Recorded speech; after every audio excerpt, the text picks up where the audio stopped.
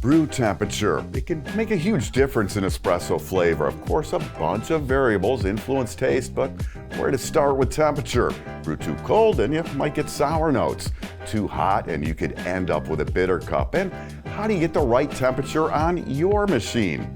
Hey, espresso lovers, Marc here from Whole Latte Love. Thanks for joining me. Some helpful advice on brew temps coming up.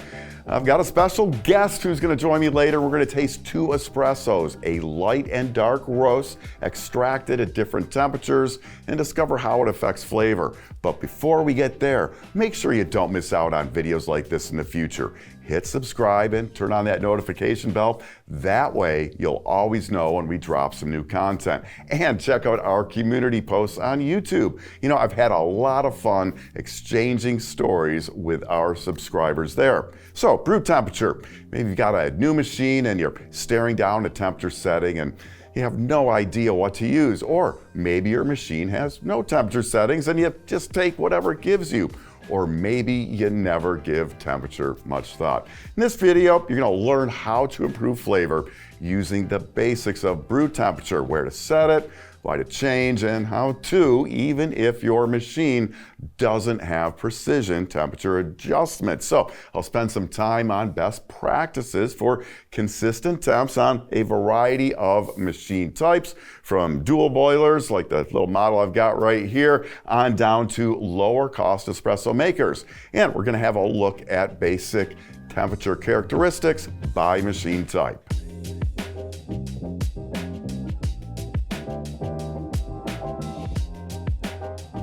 So where to start with brew temperature? Well, the generally accepted espresso brewing range runs from 195 to 205 Fahrenheit. That's about 90 to 96 Celsius. Using roast level as a starting point, general guidance is darker roasts in the cooler end of the range and lighter roasts in the higher end.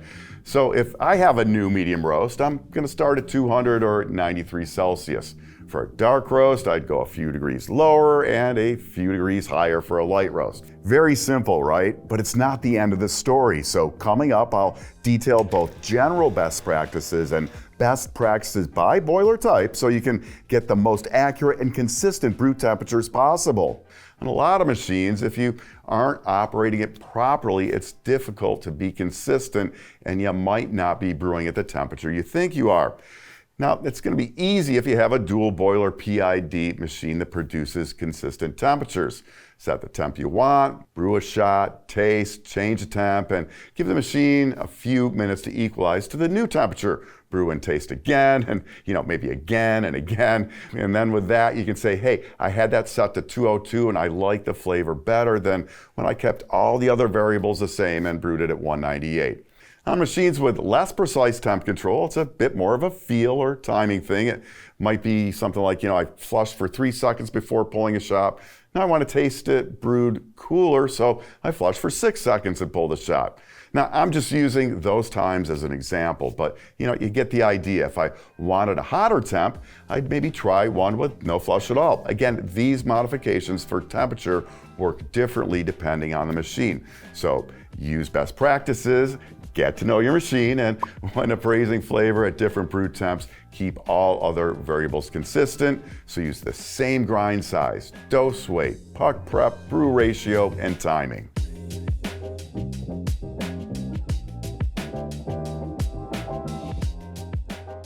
Let's talk about things to help you out, like blank shots, checking for flash boiling, and cooling flushes. But my first advice, you're gonna hear this a lot, get to know your machine.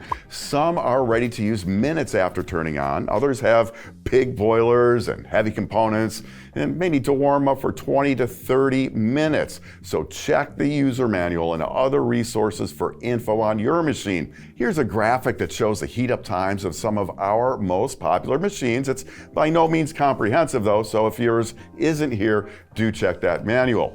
The group head, where the portafilter locks in. If yours heats, that's where your portafilter should always be when not in use. It needs to warm up too. It's an integral part of the thermodynamic system.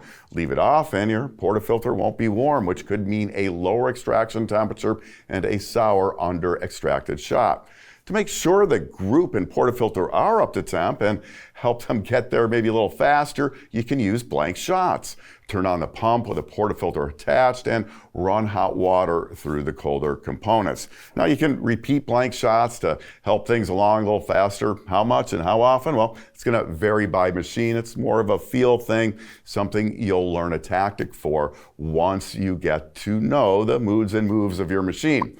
For espresso makers that don't warm the group, especially those with thermoblock or heat-on-demand systems, you can do blank shots right before doing extraction to help preheat internal components and the portafilter. Flash boiling. When left on and idle for long periods, some machines overshoot desired brew temperatures, and some more recent machines have fast heating on startup that overheats a boiler temporarily to warm up other components faster. In both cases, you'll want to check for flash boiling by running the pump without a portafilter attached. If the water coming out is bubbly and extra steamy, it's flash boiling and well above desirable brew temperatures. You don't want to be steaming your espresso. And that brings us to cooling flushes. They're a cure for flash boiling and a technique for lowering brew temps on some machines if they've been on and idle for long periods, or for machines with looser control of temperature. Cooling flushes may be needed on any boiler type, but are used most often on machines with single or heat exchange boilers. But like I said, you'll need to get to know your machine. So how long should a cooling flush be? Well, like preheating with blank shots, it's going to be a feel thing, something you'll learn as you get to know your machine. If you see flash boiling, flush at least until the excessive bubbling stops.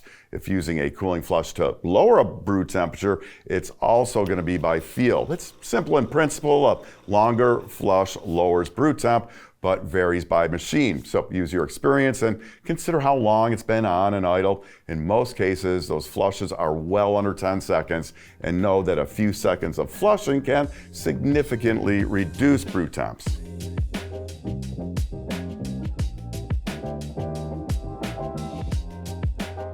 So what's temperature performance like based on boiler type? First, I've got to say that this is general information. Every machine is different, so get to know your machine. Dual boilers are generally the most consistent. Most use precise PID control, and since a steam boiler and brew boiler are separate, they don't affect each other. But some will creep up in temperature if on and idle for long periods. In machines with heat exchange boilers like this one right here, the main section of the boiler producing steam runs much hotter than desired brew temps. To complicate things, those with precise PID control are set using either the desired brew temp or the actual temp in the boiler. If it's set using desired brew temp, there's an automatic offset calculation from the actual temperature in the boiler. If set using the actual temperature in the boiler, the manufacturer usually has a chart showing the temperature to set for a desired brew temp.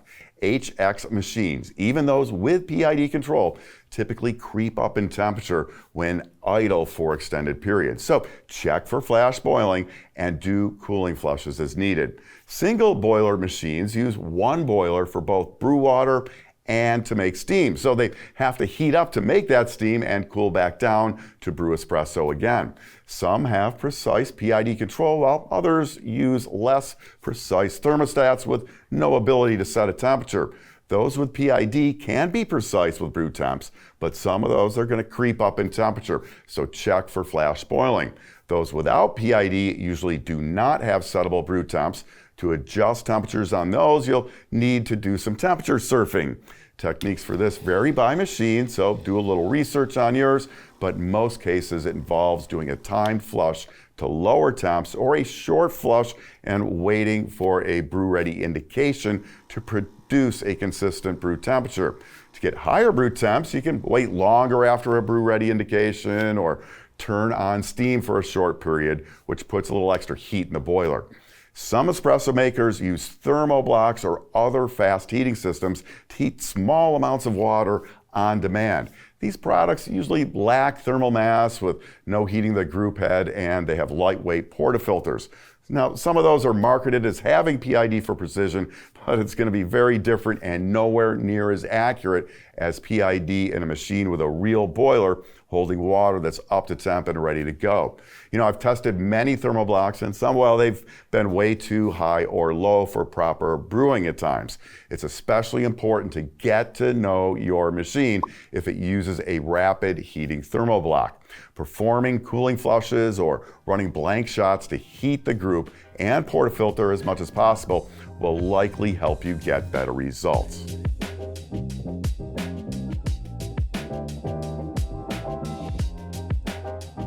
All right, hey, thanks for coming along. We're gonna do some tasting here. So we've got a really dark roast, this Cafe d'Arte, Southern Italian style via Seattle, kind of fun. And then our own, this is a much lighter roast, the Huehue Tenango, our very own, from Guatemala. Right. So we're gonna do them at 2 different temperatures though. So first we're gonna do the dark roast here, and you've got what temperature over here? 197 in this espresso machine. And I've got 203 over here. We're gonna pull them at the same time. You dialed these in, tell us about that.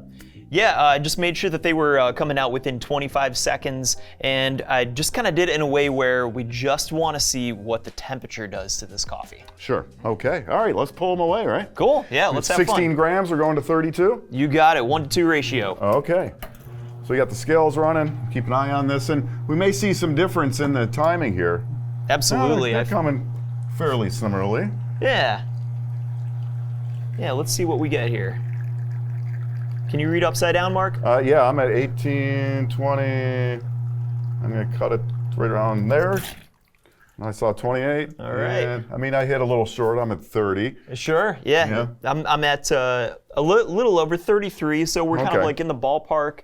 But, you know, we've each got our own cup out of each one, so we can kind of see what's going on here. So I'll give you one from the hot side. I'll trade you one from the cold side. Okay. Nice. So I'm going to try the cold side. So our expectation is maybe that this coffee, being a darker roast, is going to be probably better at a cooler temperature. Right. You know, and I'll do the cooler one with you. Okay. Here we go. Let's see.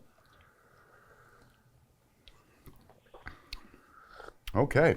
Yeah, that's a Southern Italian style. Oh, definitely, yeah. That's got a lot going on there. Yeah, a lot of body, of course, you know, but we're looking for balance, which we can usually get with the cooler temperature. So I'd be interested in how it compares to this hotter one. All right, so let's go after the hotter one here. Cool.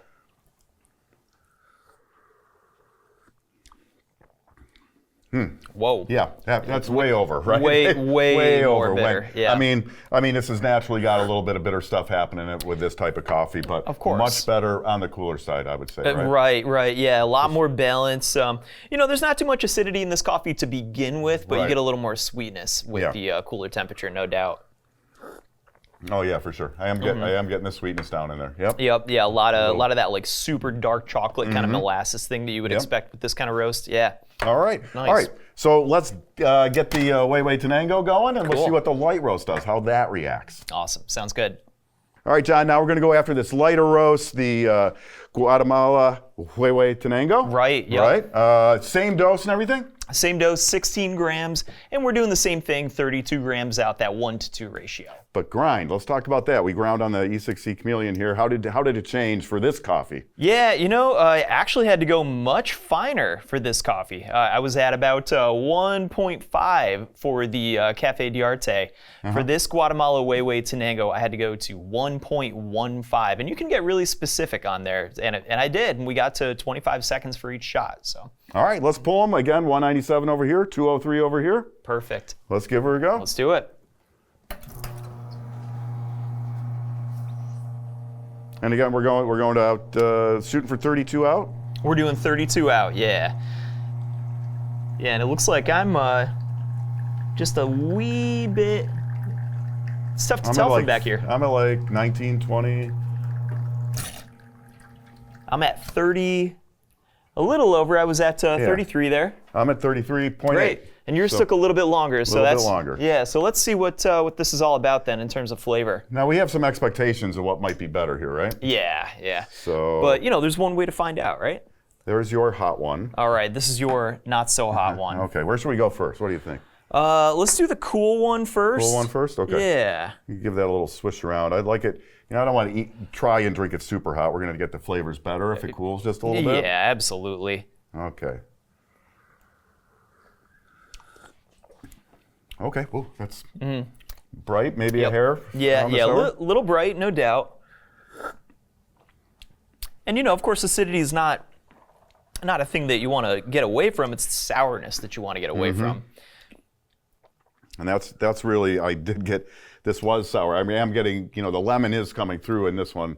Sure. A little bit better. Is that that's the hotter one? The hot one. Yep. Yeah. I just tried the hot one too. Yeah. Yeah. The lemon note is in there, and this is a very light roasted coffee. So again, you're gonna get that kind of thing. I get a little more balance in the hotter one. Yeah. Yeah, which is kind of in line with the theory anyway. Yeah, definitely prefer the hotter one here. It's got more going. It's more exciting to me as well. Just the flavor combination. And I don't know if you're noticing the body, even in the cold one, it's not only is it over the top on the sourness, it's a little thin too. Yeah. Yeah, like it just straight up didn't extract much. Well, I mean, which, I drank a lot more of that one already. So that says something right there. So again, the basic theory is here, going the darker roast probably going to brew colder, lighter roast probably going to brew hotter, but you do want to play with it, right? And see what, you might like it a different way. Oh, totally. I mean, at the end of the day, coffee too. A different coffee too. At the end of the day, it's going to be up to your taste instead of like, no, these are the rules. Dark roast is supposed to be cool. Not necessarily. Just try it. Right. Yeah. All right, John. Thanks so much for helping me out, dialing in all the coffees, and tasting with me. Thanks for inviting me. I had a blast. All right.